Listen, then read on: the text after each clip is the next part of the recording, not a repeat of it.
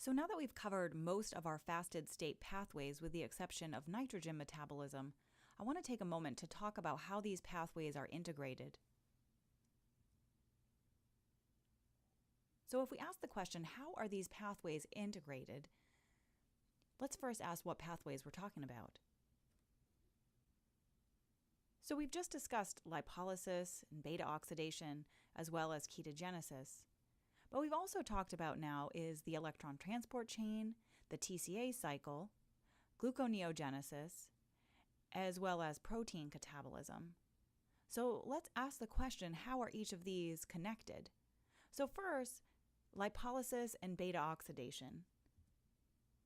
So lipolysis provides free fatty acids for the process of beta oxidation. Remember, lipolysis occurs in the adipose tissue and frees fatty acids.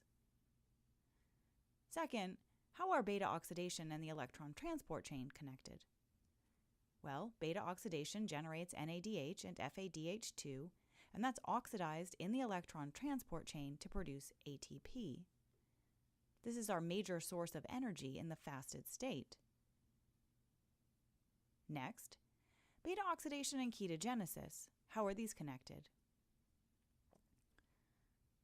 So the other product of beta oxidation, remember, is acetyl-CoA, and that's our substrate for ketogenesis.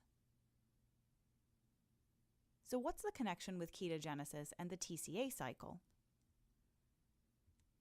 Well, ketogenesis uses acetyl-CoA, which is normally a substrate for the TCA cycle. So when ketogenesis is active, this will reduce overall substrate for the TCA cycle. Now let's refresh how gluconeogenesis and protein catabolism are integrated. So if we remember, cortisol-mediated protein catabolism provides substrates for gluconeogenesis, and that's in the form of amino acids. Our other two substrates for gluconeogenesis are lactate and glycerol. Finally, how are gluconeogenesis and beta oxidation connected? And there are some key connections here we need to be clear on. So beta oxidation, remember, provides energy in the form of ATP. Remember, it generates these oxidizable substrates that can be used to produce ATP. It also produces acetyl-CoA. And in addition to the acetyl-CoA being used as a substrate for ketogenesis, if we remember, the acetyl-CoA is needed to allosterically activate pyruvate carboxylase, and that's an important enzyme in gluconeogenesis. So these are our two key interconnections here between gluconeogenesis and beta oxidation. Let's look at the interconnection of these pathways a little differently. So here we have our adipose, our liver, and our skeletal muscle represented here. And we're again going to look at the interconnection of gluconeogenesis, beta oxidation, ketogenesis, and lipolysis. So if we start with lipolysis, remember, lipolysis, our regulatory enzyme, is hormone-sensitive lipase, and it's active when it's phosphorylated.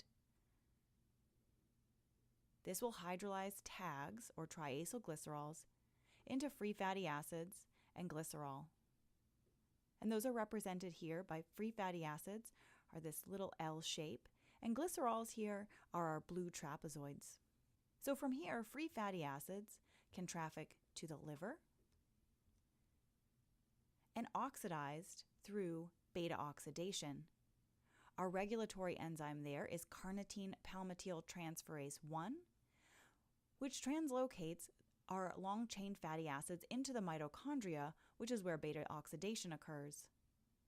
The process of beta oxidation yields acetyl-CoA, as well as NADH and FADH2 that can be oxidized in the electron transport chain to produce ATP. This same process is also occurring in our skeletal muscle in the fasted state. The same thing is happening here, where our free fatty acids are taken up into the mitochondria through our carnitine palmitoyltransferase 1 and transferase 2, where they can be oxidized to acetyl-CoA. The only thing of note here is in a skeletal muscle, the acetyl-CoA will enter into the TCA cycle. In contrast, the acetyl-CoA in the liver will primarily be used for ketogenesis. Our primary enzyme here is HMG-CoA synthase. And our two ketone bodies are acetoacetate and beta-hydroxybutyrate. These are then released from the liver and will move to the skeletal muscle where they can be taken up and used again as a substrate after reconversion back to acetyl-CoA. The other important role that skeletal muscle plays in the fasted state is protein catabolism.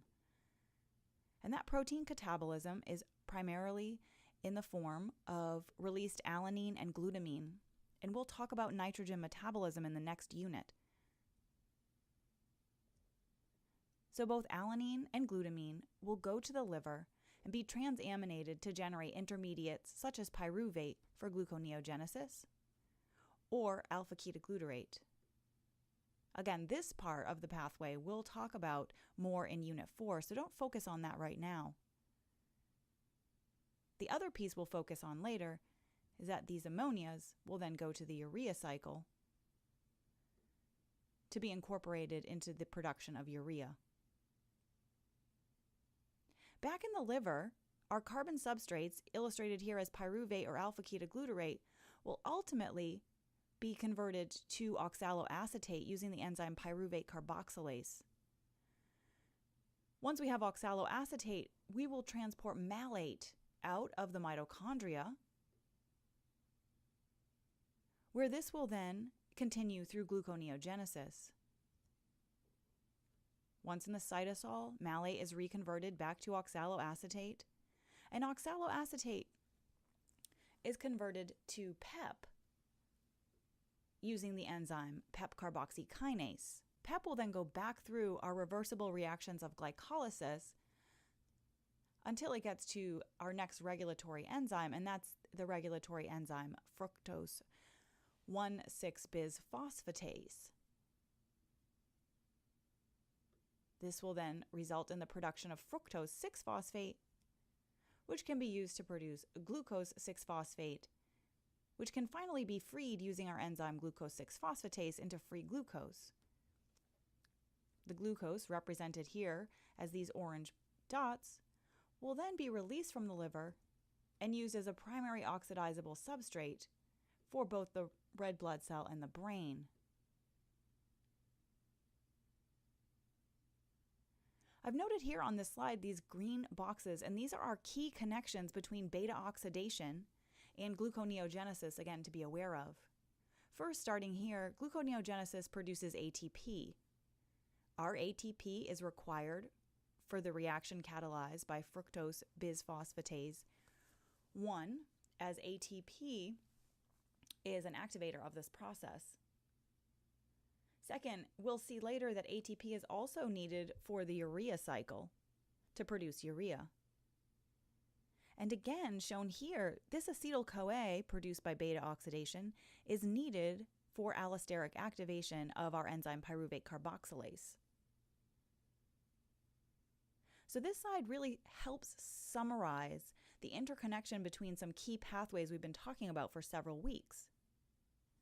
And as usual, we'll summarize with a question. So if we have a 5-year-old female brought to the emergency department by her mother, and she's a type 1 diabetic and has not taken her insulin while she's been away, the child is unresponsive, and we ask the question, which of the following enzymes is phosphorylated and active under these conditions? So similar to the questions we've been asking, if she has not been taking insulin, then glucagon will be the primary hormone under these metabolic conditions. When glucagon is high, we're in fasted state metabolism. And our fasted state enzymes are all phosphorylated and active. So we're really asking the question is, which of these enzymes is a fasted state enzyme that would be active? So acetyl-CoA carboxylase is part of fatty acid synthesis. And synthesis is not occurring in the fasted state, so this is not correct. Glycogen synthase is also a fed state enzyme, and it's not active in the fasted state, and it's also inactivated by phosphorylation. So this is also incorrect. Both phosphofructokinase 2 and pyruvate kinase are glycolytic enzymes, and again, these are not active in the fasted state. They also will be inactivated by phosphorylation. That leaves us with hormone-sensitive lipase, and this is the correct answer. Hormone-sensitive lipase will be phosphorylated and active in the fasted state.